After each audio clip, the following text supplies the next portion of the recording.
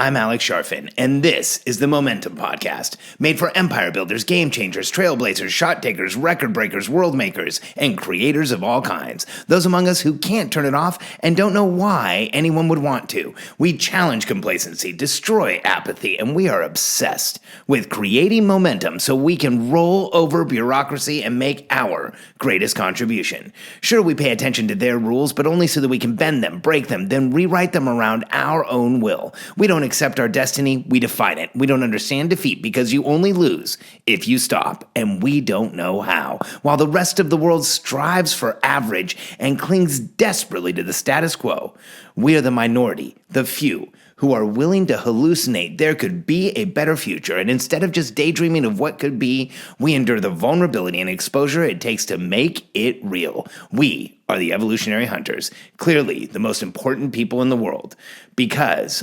entrepreneurs are the only source of consistent, positive human evolution, and we always will be. Passion projects must show a profit. I work with a lot of CEOs, a lot of successful entrepreneurs that have built million-dollar-plus companies. And a lot of them are growing a business, but then they have a side project, a passion, something they love, something they're into. I coach a dentist who's an incredible dentist. She's built an over $1 million plus practice, Anissa Homes. And she has a side project that also is over $1 million, which is teaching dentists how to successfully run practices. That is an intense side project, passion project. But I've seen this over and over again where entrepreneurs build a business and then they launch a passion project, but they don't hold it responsible to actually being profitable. I know of one here in Austin, a financial advisor who is a really good guy and has run a profitable business for a long time, but then started this passion project, this publishing project. He has a magazine that he distributes here in Austin. And last time I talked to him, it had been a few years and that magazine was still costing him money. Like, here's what that means. He has a magazine that he's printing. There's a business that's being run, that's being distributed, it's being put out there. There is a lot of time, effort, energy, and focus going into it, but nothing is being paid back. In fact, he is paying on a monthly basis to run this project.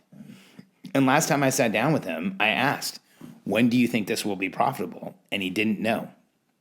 And he answered in a way that made me truly uncomfortable. He said, well, it doesn't have to be because my other business is. Now, here's the challenge with that type of thinking. Is it true that you don't have to make money if you can fund your passion project somewhere else? Sure. But here's the issue. Any business that's allowed to exist without creating profitability, any business that's allowed to exist without a plan for profitability, without a clear structure towards profitability, isn't a business. It's a very expensive hobby. And if you have a passion project that you don't hold accountable to actually creating profitability, you're going to screw it up. See, you can't know this intuitively, but maybe I can explain it to you in a way where it will stick. If you create a passion project, a side project, a second business, something that you are ready to put out there, like Anissa, only she's doing it right. She's making money in both cases. If you create like this magazine project, hold the project accountable to creating a profit. Hold it accountable to actually producing, because if your project is creating a profit, then you have confirmation you're creating value. If it's not, you have confirmation you're making noise. And the publishing project, that's the magazine that this person has, a friend of mine has, it's a great magazine. And I'm sure some people read it. And I'm sure it's something that a lot of people, or something that some people have actually read and absorbed, and they're excited about it. But when I ask him, how many people read it? What's the circulation? What's the distribution? What type of penetration are you getting? How many people do you think are really putting their hands on this?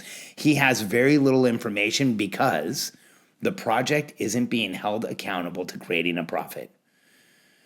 And here's this dichotomy, this weird way of looking at it that entrepreneurs have. It's like, it's my passion project, so I won't make a profit. It's my passion project, so it's okay if it costs me money for a while. It's my passion project, so it's okay if things don't go that well for a while. We'll catch up. But the problem is, if you treated it like a business, everything would go better. If you held your passion project accountable to making you money, you'd be more responsible with the decisions you make. If you held your passion project accountable to making you money, you would make it a better project. And if you held your passion project accountable to being profitable, you would have confirmation that project is making an impact. On the other side of that, if your passion project is costing you money, then it's an expensive hobby. If your passion project isn't creating value, then you don't know that it's actually there. And if your passion project is holding you back, creating constraint through you having to pay money for it, eventually it will no longer be a passion and you'll realize the massive mistake you've made. Now, in no way am I discouraging you from trying something on the side if you're a successful entrepreneur, if you already have a multi-million-dollar business. I think you might be diverting the efforts from the company you have. But if you've made the decision and you're ready, hold the new project accountable to profitability. Don't overfund it. Don't give it too much money. Don't make it lazy and annoying and ambiguous as to what it's really doing. Hold it accountable to showing actual value, and your passion project will actually be successful. Because for years, I've sat down, spoken to, and helped entrepreneurs pick up the pieces of what's happened to their business and their life when the passion project finally failed. Because if you let it start costing you money at the beginning, you'll let it keep costing you money all the way through. And if you start writing checks to it in the beginning, you'll get accustomed to writing checks all the way through. And if you don't hold it accountable in the beginning, you won't hold it accountable all the way through. And sooner or later, that passion project will become the biggest pain you have. And I know from where you are now, if you have a side thing you're working on, it might be near impossible to see how it could ever do that to you. But I've done this for a long time. And when entrepreneurs make the decision to have any project move forward where they invest the currencies of time, cash, effort, energy, and focus, but they don't require a return, it is always catastrophic. As entrepreneurs, we can't give up our cash, time, effort, energy, and focus without getting something back, or we feel taken advantage of. We can't give away our cash, time, energy, effort, and focus without a return, or we lose momentum. And we can't give away our cash, time, energy, effort, and focus indefinitely to a passion project, or it will cost us everywhere else. It'll cost your foundational business, the one you're living on. It'll cost you and your family. It will cost you and the team you have. And it will cost probably in the most painful place, in your passion project. Because when we get into something like this and we don't do things the right way and we break the rules we know as entrepreneurs and we think to ourselves, I'll just write a check for a little while, we make the wrong decisions in setting everything up. We do not ensure that we're creating value from the beginning. We don't hold our project accountable, and it can become a noose around our necks. So if you're a successful entrepreneur and you're considering a passion project, a side business, something you've always wanted to try, something you think you can add value, somewhere you know that you want to do something different, make something else happen. One, make sure that your first business is foundationally solid. It has a clear communication system. You know what's going on. There's forward planning there, and you can step away with some of your cash, time, effort, energy, and focus to build something else. And two, hold that new business accountable to profitability as early as you possibly can. Force it to create value in a way where people are actually willing to pay for it.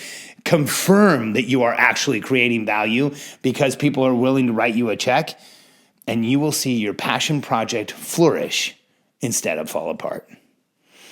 If you're an entrepreneur who is growing a business and you would like to know more about yourself than anyone has ever been able to tell you, download my book, The Entrepreneurial Personality Type. It is my manifesto on why entrepreneurs are the only source of positive human evolution, and we always will be. Go to freemomentumbook.com, download The Entrepreneurial Personality Type, and let me tell you more about yourself than anyone ever has. freemomentumbook.com.